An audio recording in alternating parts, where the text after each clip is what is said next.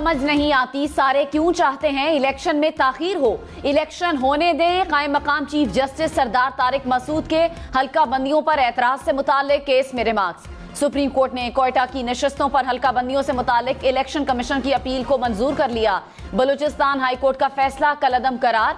Supreme court के 3 रुकनी bench ने case का फैसला सुना दिया। कहा, इंतखाबी शेड्यूल जारी होने के बाद हल्का बंदियों पर एतराज नहीं उठाया जा सकता। बलूचिस्तान हाई कोर्ट ने बलूचिस्तान की 2 सूबाई नशस्तों में इलेक्शन कमीशन की हल्का बंदी तब्दील की थी। इलेक्शन कमीशन ने हाई कोर्ट के फैसले के खिलाफ सुप्रीम कोर्ट में अपील दायर की थी।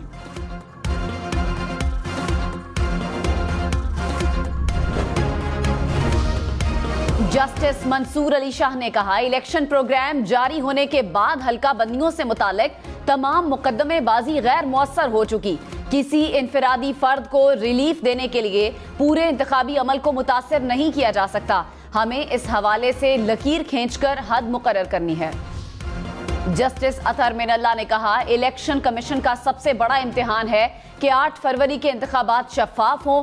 जो इख्तियार कानून ने इलेक्शन कमीशन को दिया है उसे हाईकोर्ट कैसे इस्तेमाल कर सकती है। अगर इस दरखास्त पर फैसला दिया तो सुप्रीम कोर्ट में दरखास्तों का सैलाब उमड़ आएगा। जब इलेक्शन शेड्यूल जारी हो जाए तो सब कुछ रुक जाता है। इस्लामाबाद हाई कोर्ट में हल्का बंदियां चैलेंज करने की दरखास्तों पर समाअत। चीफ जस्टिस आमिर फारूक ने कहा, अगर हम कोई ऑर्डर देते तो सिवाय कंफ्यूजन के और क्या होगा। वकील से मुकालमे में कहा, आप चाहते हैं कि मुझे भी तौहीन अदालत का नोटिस हो जाए। कोई कानून बता दें कि जिसके तहत हम इलेक्शन कमीशन को अब ऑर्डर कर सकते हैं।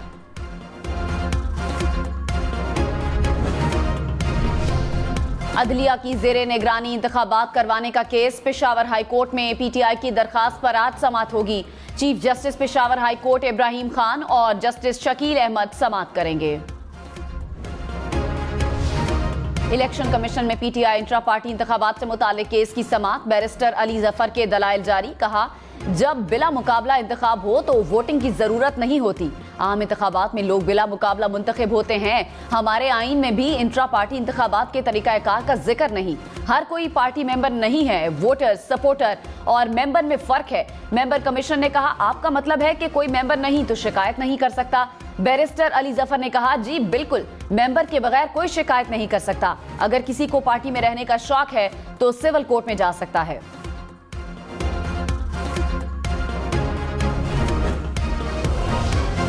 इंतखाबात के लिए मुल्क भर में रिटर्निंग अफसरान की ट्रेनिंग जारी। तर्जुमान इलेक्शन कमीशन के मुताबिक 859 रिटर्निंग अफसरान को ट्रेनिंग दी जा रही है। 144 डिस्ट्रिक्ट रिटर्निंग अफसरान को ट्रेनिंग 19 दिसंबर को दी जाएगी।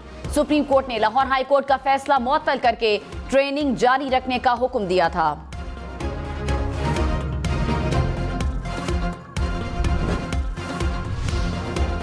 पंजाब, खैबर पख्तूनख्वा और बलूचिस्तान के बाद सिंध में मजबूत उम्मीदवारों की तलाश का मिशन।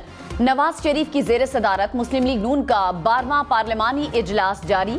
शहबाज शरीफ, मरियम नवाज, इसहाक डार समेत दीगर की शिरकत। सिंध से ताल्लुक रखने वाले उम्मीदवारों के इंटरव्यूज। MQM, GDA और JUI के साथ मुमकिना सीट एडजस्टमेंट के तहत उम्मीदवारों का फैसला भी किया जाएगा।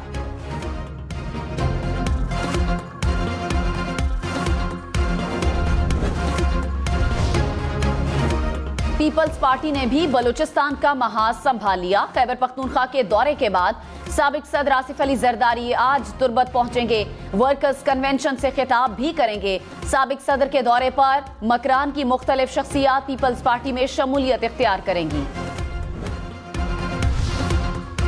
JUI भी कौमी और सूबाई असम्बली के लिए आज उम्मीदवारों का ऐलान करेगी। मरकजी इंतखाबी बोर्ड का इजलास इस्लामाबाद में तलब। मौलाना फजलुर रहमान इजलास की सदारत करेंगे। इजलास के बाद उम्मीदवारों की हतमी फहरिस्तें जारी कर दी जाएंगी।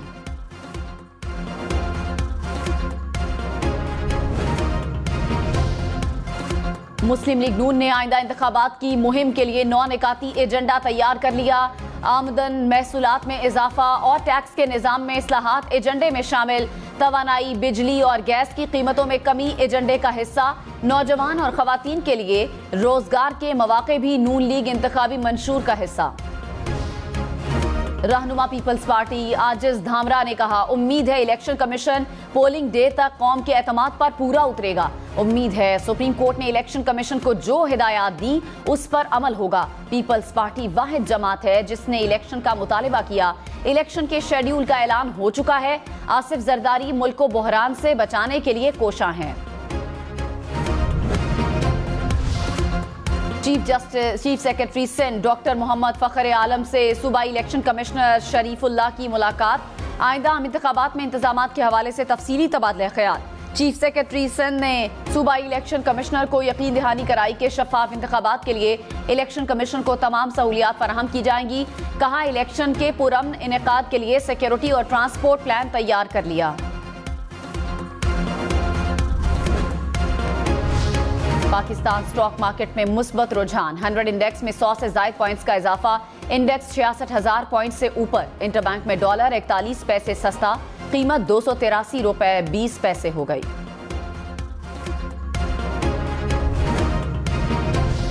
निगरान वजीर आला पंजाब मोहसिन नकवी से governor state bank Jamil Ahmed की मुलाकात। मौशी सूरत हाल, बैंक ऑफ पंजाब और कोऑपरेटिव बैंकिंग उमूर पर तबादला ख्याल। मोहसिन नकवी ने कहा, किसान को सब्सिडी और आसान कर्ज देकर ज्यादा पैदावार का हदफ हासिल करना चाहते हैं। गवर्नर स्टेट बैंक ने कहा, कॉटन चावल की बेहतर पैदावार से मईशत पर मुस्बत असरात मुरतब होंगे।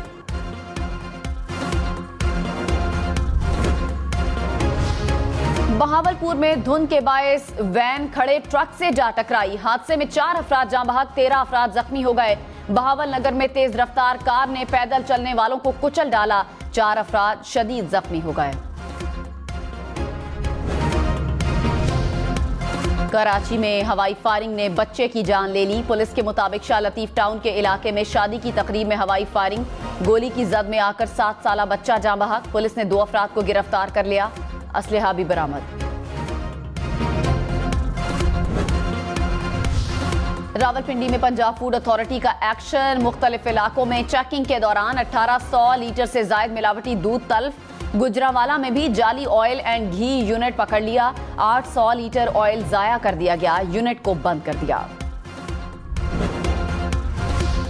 कराची के इलाके नॉर्थ नाजिमाबाद में आज 9 से शाम 5 बजे तक बिजली बंद रहेगी। तर्जुमान के इलेक्ट्रिक के मुताबिक ग्रिड स्टेशन को सालाना मुरम्मत के लिए बंद कर दिया गया। बिजली की अदम फराहमी से नॉर्थ नाजिमाबाद के तमाम ब्लॉक्स में बिजली मुअत्तल।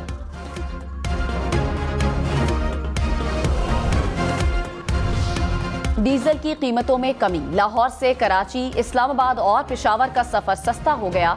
किरायों में 300 रुपए तक कमी। लाहौर से कराची का किराया 250 रुपए कम, 7,700 रुपए मुकर्रर। लाहौर से रावलपिंडी का किराया कम होकर 1880, पेशावर का 2,050 रुपए हो गया। लाहौर से मरी का किराया 100 रुपए कम होकर 2,550 रुपए मुकर्रर। लाहौर से मुल्तान, कमालिया और कोयटा के किरायों में भी कमी।